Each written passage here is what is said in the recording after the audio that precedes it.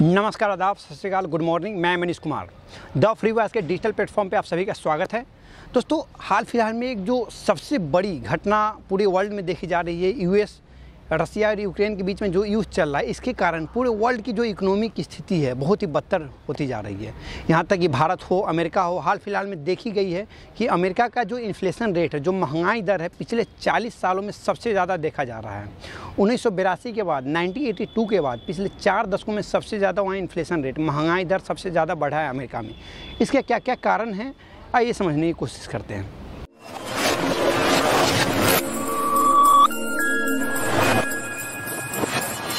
सबसे पहले तो बहुत सारे लोगों को यह लग रहा होगा कि जिस तरीके से क्रूड ऑयल का इंपोर्ट, क्रूड ऑयल का निर्यात बंद किया है अमेरिका और नेचुरल गैस का इंपोर्ट बंद किया है रसिया से, इसके कारण वहाँ पे महंगाई बढ़ी है। तो ऐसा बिल्कुल नहीं है। अगर देखें तो पिछले 1 सालों से 2021 के जनवरी महीने से ही वहाँ का जो आरबीआई, जैसे यहाँ आरबीआई है तो वहाँ फेडरल रिजर्व बोलते हैं, फेडरल रिजर्व वहाँ जितने भी बैंक है उसको मैनेज करती है। फेडरल रिजर्व ने एक आंकड़ा लगाया था, वहाँ का जो इन्फ्लेशन रेट रहता है बिलो 2%। माना जाता है कि अगर बिलो 2% वहाँ का इन्फ्लेशन रेट रहता है तो उसको सही माना जाता है। जैसे इंडिया में इन्फ्लेशन रेट को अगर माना जाता है 2 ± 4 रहना सही माना जाता है। 2 ± 4 का मतलब होता है 2 में अगर 4 जोड़ते हैं उसके बाद या तो 6 या तो 4 घटाएंगे तो कितना होगा 2, तो इतने के बीच में रहना चाहिए। लेकिन वहाँ पे जैसे बिलो 2% इन्फ्लेशन रेट रहने की अनुमानित होती है कि वहाँ पे आंकड़ा रखा जाता है, तब उसको सही माना जाता है। लेकिन आज का जो इन्फ्लेशन रेट है लगभग 8.5% वहाँ का इन्फ्लेशन रेट है।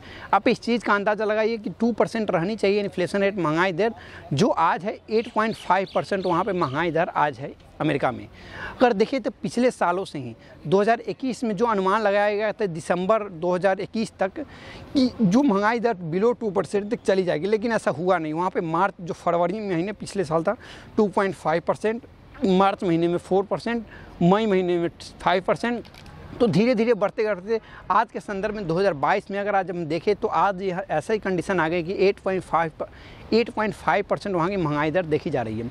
तो महंगाई दर इतनी होने के मुख्य कारण बहुत सारे हैं। जैसा कि आज वहाँ पे देखें जिस तरीके से कोविड आई थी, कोविड के समय में बाइडेन एडमिनिस्ट्रेशन ने जिस तरीके से एक ऐलान किया था, $1.3 ट्रिलियन का कोविड रिलीफ पैकेज का ऐलान किया गया था गवर्नमेंट के द्वारा, बाइडेन एडमिनिस्ट्रेशन के द्वारा। लेकिन भारत में क्या हुआ था, भारत में भी एक ऐसी पैकेज की ऐलान की गई थी, लेकिन यहाँ डायरेक्ट वे से लोगों को बेनिफिट नहीं दिया गया, इनडायरेक्ट वे से लोगों को वहाँ पे मुनाफा लोगों को दिया गया। लेकिन वहाँ पे जो ज़्यादातर जो स्कीमें थी 1.3 ट्रिलियन में, वहाँ पे ज़्यादातर जो पैसा डायरेक्ट वे से लोगों को पैसा दिया गया, जिससे हुआ क्या कि लोगों में डिमांड बढ़ गई, लोग मांग करने लगे। लेकिन जो प्रोडक्शन था, महंगाई तभी बढ़ती है जब सप्लाई और प्रोडक्शन का जो डिमांड और सप्लाई का जब बैलेंस नहीं बन पाता, तभी महंगाई दिखाया था। तो ऐसा वहाँ भी हुआ था।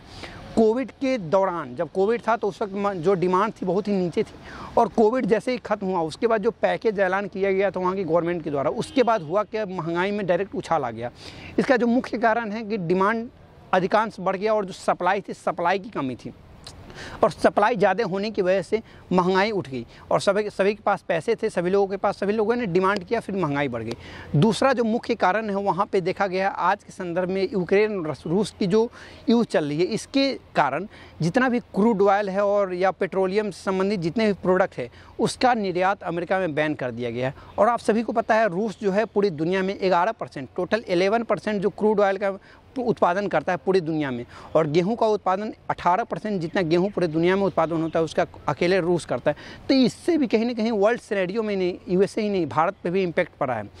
तो इसके लिए अमेरिका पे भी, अमेरिका लगभग 8% क्रूड ऑयल का और पेट्रोलियम प्रोडक्ट है उसका निर्यात रसिया से अपने देश में करता है। तो इससे भी कहीं ना कहीं उसकी इकोनॉमिक की खस्ता हालत हुई है। तो रूस, जिस तरीके से अमेरिका की स्थिति आज है, लगभग पिछले 4 दशकों में ऐसा देखा गया कि सबसे ज़्यादा महंगाई देखी जा रही है।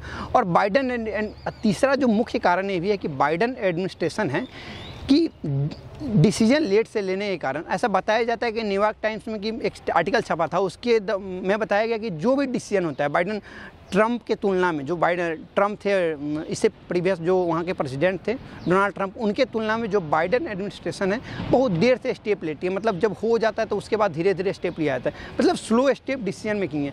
तो इसके कारण ये बहुत ज़्यादा इम्पैक्ट पड़ा है वहाँ के इकोनॉमी में। थैंक यू सो मच, मिलते हैं अगली वीडियो में। थैंक यू कैमरामैन खुशी के साथ Manish Kumar, the free voice, LPU Phagwara, Punjab.